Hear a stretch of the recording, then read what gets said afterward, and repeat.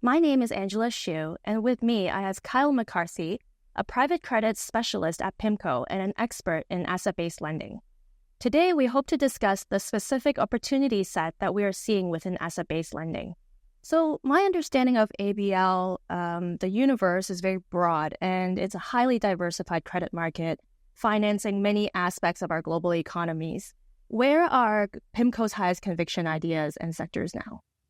We like a lot of different sectors today because of that bank retrenchment theme. But if I could summarize into three big picture themes, it's consumer-oriented credit, aviation finance, and digital infrastructure. So I'll hit on each of them very briefly. On the consumer side, the U.S. consumer in particular has been very resilient despite the fact that the Fed has increased rates pretty rapidly over the past couple of years.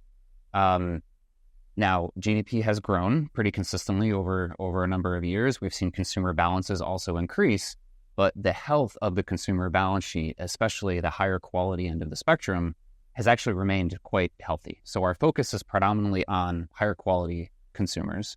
And again, I think a lot of that is driven by the fact that they've been largely shielded from rising rates because of the 30-year fixed rate mortgage in the U.S. Higher quality consumers tend to also be homeowners.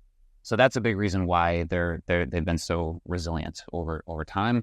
This is a space that, in order to focus on the higher quality borrowers, you really have to lean into large data sets, analytics to understand and assess the risk, but also to underwrite the credits very conservatively. So that's a big area of focus for us, I'd say consumer credit broadly.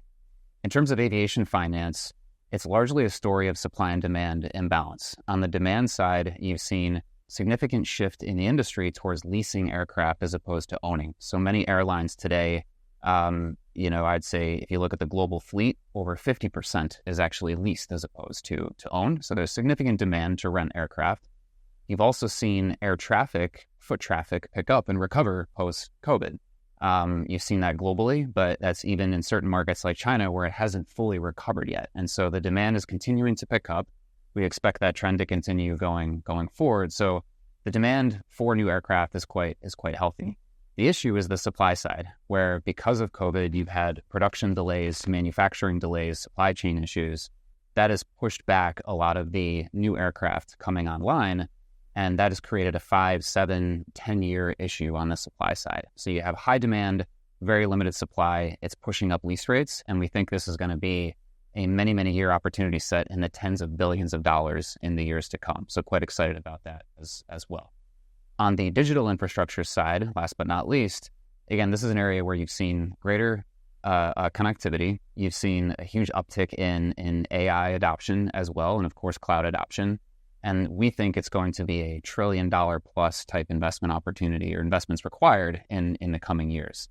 That is, some of it will be equity, but a lot of it will be financed. And again, financed outside of the traditional banking system. So this is a huge opportunity for private lenders such as ourselves, especially in areas like chip finance, for example, so GPUs, CPUs, as well as data center development as well, which again are going to require significant financing needs as we look at it. Super interesting. Can you give us maybe one investment case study in one of the three sectors that you've highlighted? Sure. So if I stay on the last theme of digital infrastructure, a recent deal included a senior asset-backed loan to a company that provides compute services. So basically they source chips and build out CPUs and GPUs and sell those in long-term contracts to some of the largest technology companies in the world. So very high quality credits. We like the contractual nature of the revenue streams. And what really makes this loan more of an ABL loan as opposed to just a normal corporate loan is that the loan itself is secured by the chips. So the underwrite is not just a cash flow underwrite of the business, but it's of the value of the chips themselves. So the loan to value is relative to the chip value. In addition, we've also tied the senior loan to the revenue contracts. So as revenue is actually paid over time, the loans de-risk and are actually paid down. So we like that kind of de-risking profile as we go along. So again, senior loan backed by hard assets and offers, in our view, a relatively attractive coupon as well. Super interesting, Kyle. And thank you so much for sharing that example with us. I know we have many more to share with our clients and investors. If you would like to find out more, please do not hesitate to reach out to us. Thank you for joining us.